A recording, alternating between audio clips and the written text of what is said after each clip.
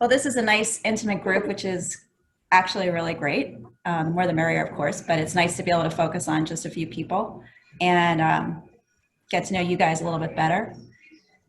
And we have Ariel off to the side. Ariel, I can see your ear. That's fine. I don't need to see more. You know she's listening because her ear is there. It's a nice ear. That's okay. She's in earshot. Uh-huh. So this is a real simple topic today, but we usually talk about what we eat to make ourselves feel better, especially when we're home, unusually long hours or a lot of hours at home and feeling a little bit of stress, or maybe not, maybe just bored, maybe in the kitchen a lot. So instead of talking about the food thing, I thought I would talk about the drink thing. And maybe the first thing that pops into your head is alcohol. I don't know, but that's not actually the first thing I'm going to talk about. Okay, so the first thing that I want to talk about is caffeine, because interesting, and of course I'm using sort of what I'm hearing from other people, but also what my personal experience has been. So the interesting thing about caffeine is it's such a big part of about 80% of the adult population in the United States. So I drink it. Probably everybody here drinks it, maybe not. My husband actually doesn't drink any caffeine. He's like, you, Leo? Yes. No caffeine. Okay. I'm going to spend a little bit of time talking about that because the effects of caffeine are different in a stressful situation than they are in a normal life situation. Caffeine actually tends to amplify the stress that you're feeling at any particular moment. You may already know this. If you do, I apologize, but it actually acts as a neurotransmitter. So it sits between nerve cells and it allows impulses to continue longer and faster than they normally would. So it's sort of an artificial stimulant, if you look at it that way. And it is really a drug when you think about it like that. Like you could take a drug that would do something that we would call a drug, like an amphetamine, for example, that would do something very similar.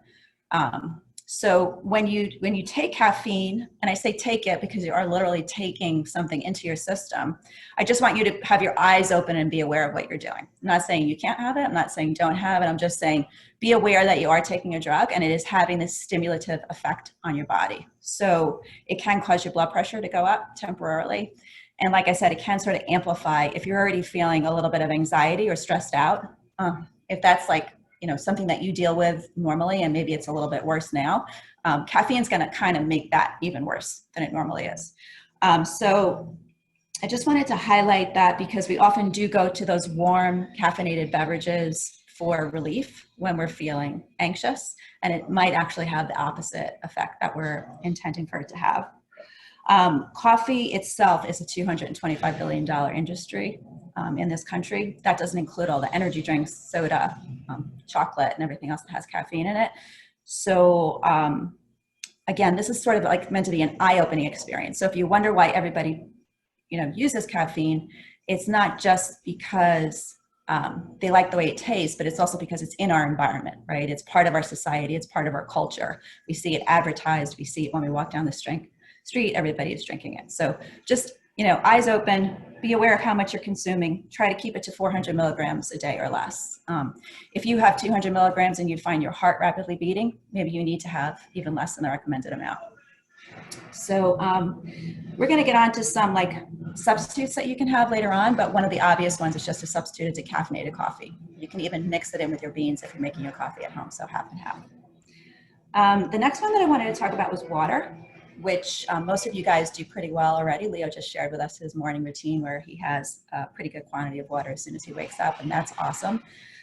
The reason that I want to talk about this is just to make sure that you all understand what are the effects of drinking water. Like, why do we need to drink it? It seems obvious, right? We have a lot of water in our body, but water is actually involved in pretty much every chemical reaction that takes place in our bodies. It also helps us maintain our blood pressure and our body temperature. So it's really important for all of those reasons. And as we head into the warmer temperatures and warmer weather, be especially careful to make sure that you're drinking plenty of water throughout the day. So does anybody have any thoughts or questions about what I've talked about so far? Nancy, I'm going to ask you to pull the chat up on your thing. Yeah, sure. I did see that pop up. Sorry. That's okay. Yeah, tea has the same effect, and it has less caffeine. Now, it varies from drink to drink. So you do have to be careful, especially if you're not making it yourself.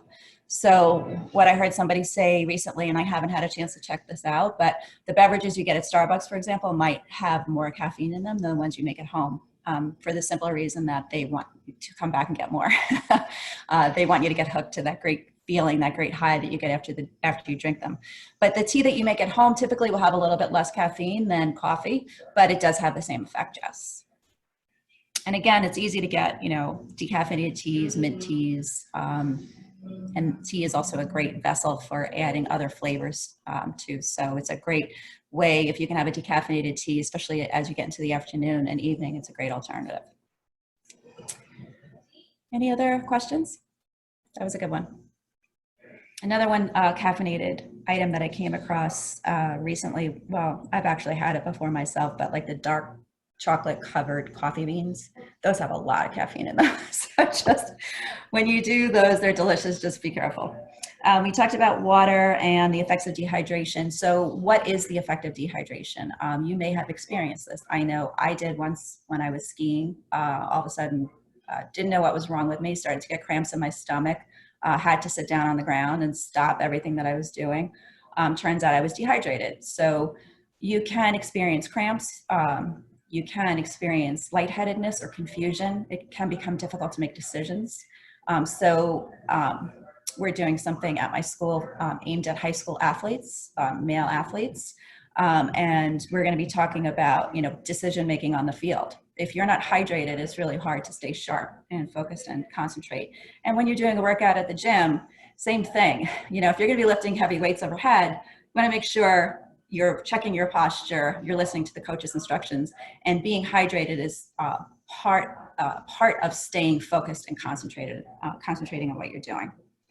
So that's water. And then the last one I wanted to talk about very quickly is obviously alcohol, which you probably could have guessed. Again, don't take this to mean that I'm saying don't have alcohol, because that would be unrealistic. But again, this is just, eyes open, know what you're doing when you do it. So alcohol is another drug.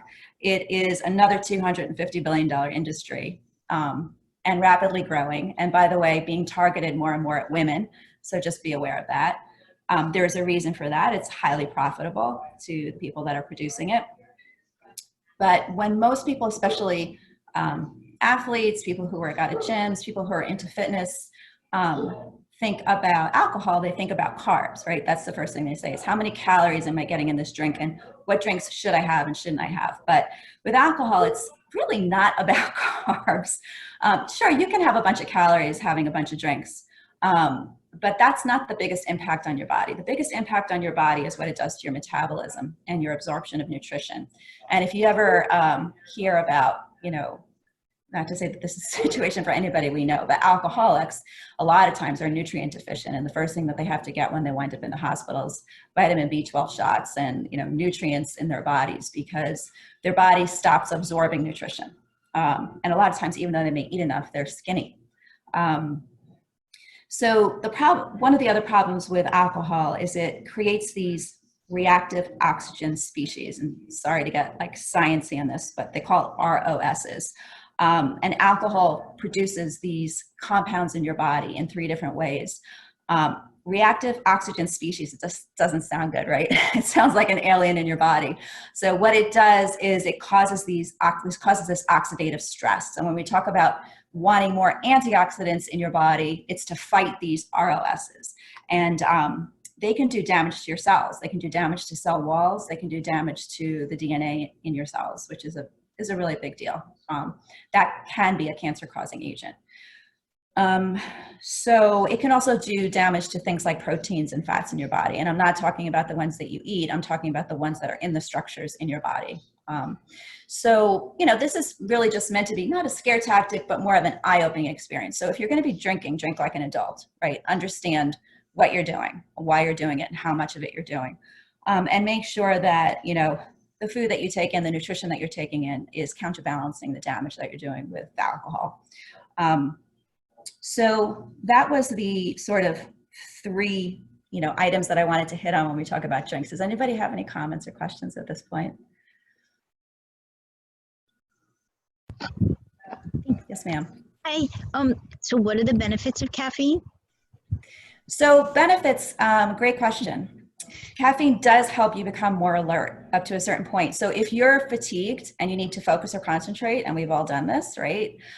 Caffeine is a great way to get that quick benefit. So I would never tell you not to have caffeine, especially if it's helping you do your job. But I'm glad you asked that question because I forgot to mention this study I came across that shows that even a small amount of aerobic exercise can give you the exact same benefit as caffeine.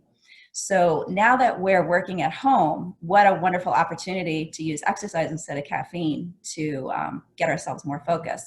So if we're having trouble, we're sitting at our desks, we're working, we're having trouble focusing. Well, never before has it been so possible for us to get up and run it up and down the stairs 10 times or do a quick CrossFit workout and then go back to our desks.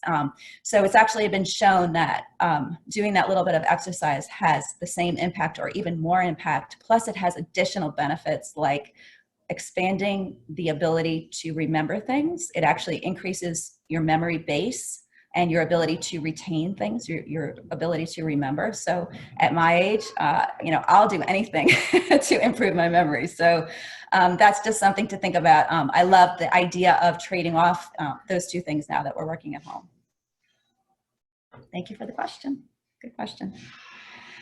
Okay, so that is the three things that I wanted to talk to you about. Now what I wanted to do is just move on and give you some alternative drinks, some things to think about.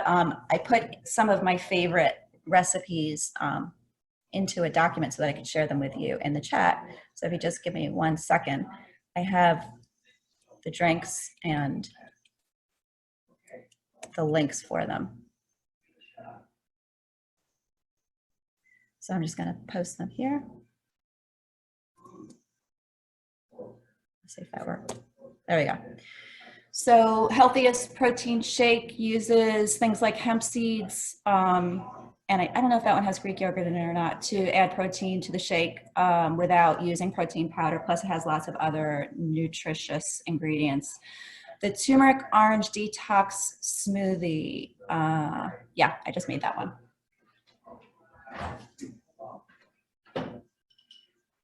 That's this. And so I have a new favorite drink. And in the turmeric orange detox smoothie is ginger. So I'm showing you these because, not because you don't know what they are, but I want to prompt you to remember to put these things in your refrigerator, okay, or in your pantry. So here's ginger. I just grated this and this went into the smoothie. This is actually fresh turmeric. You may or may not have used this. Sometimes it can be a little hard to find, but if you can score it in the supermarket, definitely get it. This can be grated. It really shouldn't talk back to you. That's not very nice of it. What are you talking about? Well, you said it was fresh. Yes, Leo. Well, the Rux had a question, so I just wanted to. Go ahead. Oh, you're good. You're good? Okay, You're good. fine. I'm gonna mute. Okay.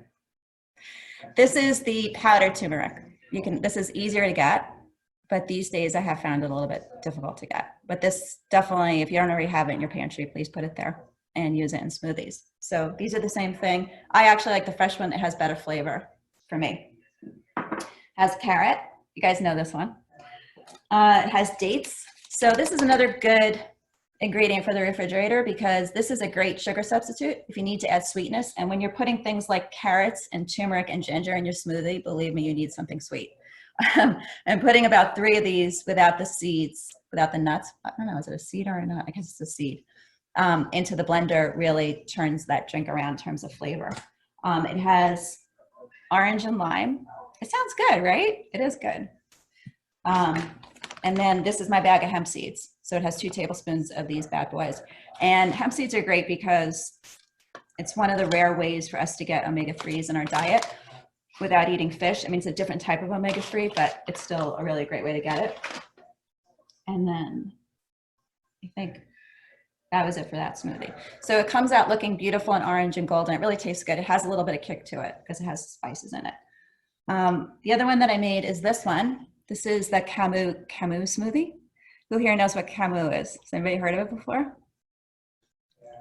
So it's that whale at SeaWorld. It is. Oh, is it Camus? It No, is Camus. Shamu. No. Shamu. So this is what it looks like. You buy it in a powder, and this drink has, I think, a teaspoon for 2 servings. And the interesting thing about this is it's actually a superfruit. It's a powder form, but it's really a whole fruit. The whole fruit is powdered into this container. I don't know why you can't buy Camus in the supermarket. Like, we don't get it here. I don't know. It's from it says Amazonian superfruit, so it comes from South America, but I don't know if they have it on their shelves or if this is really the only way to get it. But this has like multiple times the amount of vitamin C that an orange does. It's an amazing food. And so if you can put just a teaspoon into your smoothie and make a difference, that's pretty cool. So this is something you can get on Amazon. You're not really going to find it in the store. And the only other thing I wanted to show you was this elderberry, which I myself have not started taking yet, but I've been reading about it long enough. I want to finally try it. Elderberry is another sort of, superfood, I guess you would call it. It is another berry. And this comes in extract form, usually in a liquid. And you can take it just like this, or you can put it into a smoothie as well. So hopefully, I don't know if you guys have seen these things before, but hopefully that's something to think about. Try to stock up on some of these superfoods. Put them in your fridge. They're great to mix into smoothies. They're pretty easy to work with. I mean, it took me just a couple of minutes to make both of these smoothies. So, and the funny thing is they're so beautiful and sweet that, everybody in the family seems to like them. I think that's all I got. What do you guys think? Any thoughts about how you might incorporate some of it, or? I'm going to save my last dad joke for later, but I do like the turmeric smoothie for sure. That seems very doable and very delicious. Yummy. I had a question. What are some of the benefits of like the turmeric, the elderberry, and the other 2 that you mentioned? So, I'm sorry, Cheryl. Can we repeat that question, please? The benefits of those things that you mentioned. He wants to say a dad joke. Oh. Just needed to say it again. No, I was just asking if, can we repeat that question?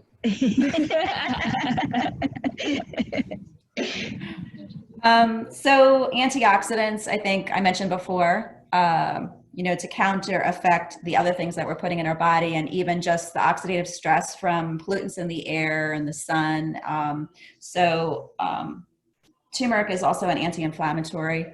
It's known for those properties. And for a long time, I stopped recently, but for a long time, I was mixing this into my tea every morning. And I think it helps. It's also known for like pain relief. So people who are really off the grid and don't take any supplemental pain relief like Advil, they'll use turmeric for joint pain, for other pain. Obviously, if you have serious pain, you need to go to the doctor, take an appropriate medicine. But for small aches and pains, I think it works really well. Plus, you get, the other benefits of it. In general, I would say adding spices to your diet is a good idea. They have a variety of properties, but usually you hear them talking about providing pain relief, anti-inflammatory benefits, and then antioxidative.